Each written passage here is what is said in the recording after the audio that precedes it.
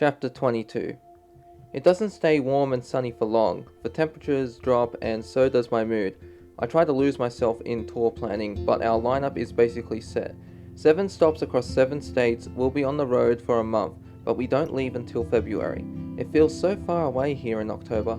I find myself refreshing the Reddit thread over and over, but nothing much changes other than some guy with the handle Gabsurdity93 who keeps asking us to come to a place called Haven Springs in Colorado. Oh no, it's Gabe. Oh, is that what it's meant to be, Gabe? Okay, I write back hoping the explanation points I use in my message will translate over to enthusiasm in the real world. Step right up. We'll be in CO on March 8th at the Hermit Cave in Denver. Come see us. He writes back a few seconds later. Gabe Surdity 93. Swing through Haven Springs on your way. You can play the Black Lantern. They've got amazing fries in addition to fully functional outlets. I roll my eyes but type back. Step right up. Fully functional outlets. How can we possibly resist such amenities?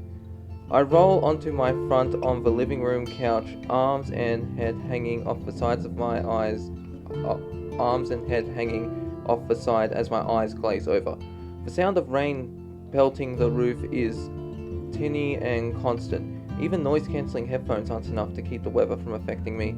Usually, I'd find a distraction at work, curating playlists for the day that would keep me upbeat and occupied, but without my coffee shop job, there's too much time in the day for my thoughts to spin out of control. My phone chimes with a text from Geordie. Hey, haven't seen you in a while. I don't know if you're around, but the Critical Role final is tomorrow, and it would be cool if you came. I cringe. I know Geordie and I both regret how things went at Pride, but we haven't had a chance to talk about it. I want to say I'm sorry, and I want to hear he's sorry, but part of me is afraid that he's right. I have changed. I'm still not caught up. That's okay, we can give you a highlight reel. Ollie's making D20 shaped cookies, and we're gonna play bingo. I'll try to make it. Even as I type the words, I know it's a lie. I can barely move my limbs today. Fused to the couch by some heaviness in my chest, I can't seem to shake. Heaviness in my chest, I can't seem to shake. Part of me wishes Izzy was home so I could curl up with her and let the press of our bodies wash away the ache in my heart. Another part of me is glad to be alone. I know she needs me to be excited about the tour, to be positive in the face of her doubt, but I don't have it in me to be a source of light today. As day turns to night and the cloudy sky goes dark, I hear the scrape of a key in the lock. I can't even be bothered to look up from my phone to see which of my housemates has returned. Refreshing the Reddit page futilely once more. It's not until I feel a weight on the cushion beside me that I realize Izzy's been saying my name. Steph, are you even listening? Sorry, I scrambled to pull my headphones off. What'd you say? I want to show you something. Maybe it'll cheer you up. I swallow, blink, and summon every ounce of energy I have to turn my lip upward into a smile. It feels leaden and rusty. I don't need cheering up. I'm cheered. Izzy gives me a skeptical look and holds out her hand. Come on. The feel of her fingers against mine is an acute shock to my system. I almost flinch at her touch, but she wraps my hand in hers and pulls me to my feet. I know it's still a few months away, she begins as she leads me outside. I sink into the cold embrace of what promises to be a stormy night. Raindrops speckle on my skin and a wind rustles the bushes along the driveway. Chilly, I say, is all I can manage. Just a sec, I promise. Izzy runs her hands up and down my arms and guides me towards the van parked in the driveway. Okay, ta-da! She flings the door open and light spills out onto the pavement. Soft and gentle, generated by a strand of fairy lights taped around the windows. The bed area has a mattress with blankets and pillows piled on top, and in the center is a cardboard pizza box. Thought we could have a slumber party in the van, get it a test run, pretend like we're on tour.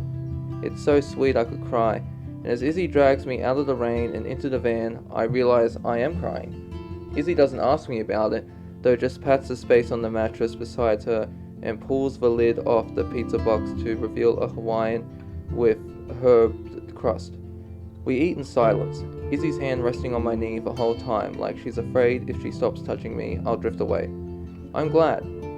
For the first time all day, I feel like I actually want to be where I am. I wish Mum could have met you. I don't actually realize it's true until the words are tumbling from my lips. Izzy pauses mid-bite, cheese hanging like a limp spider web between her mouth and the slice of pizza. Yeah? I nod, words stuck in my throat. I don't know if you know this, but I'm very cool, she smiles and brings her other hand to the small of my back. I'm a big hit with parents. I shift to lie down on the mattress, curling my knees up against my chest. The thing they don't tell you about losing someone is that it's not just the memories of them that haunt you, it's the future you never get to have together. My imagination spills forth, concocting for me a false reality in which I bring Izzy home to meet her. Mum answers the door in her floral apron, hands dusted with flour.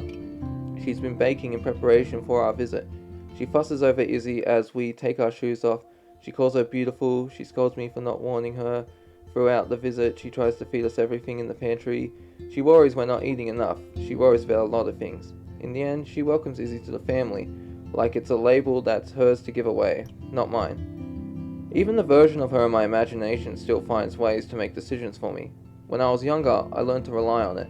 It's how I survived the unhappy years before the divorce. Now, at almost 24, I still look to her for my cues. Do you think she'd like me? Izzy asks as she settles down beside me, tucking her chin against my spine. Yeah, I choke out. I don't have the energy to tell her the rest. I wouldn't know how to say it, even if I did.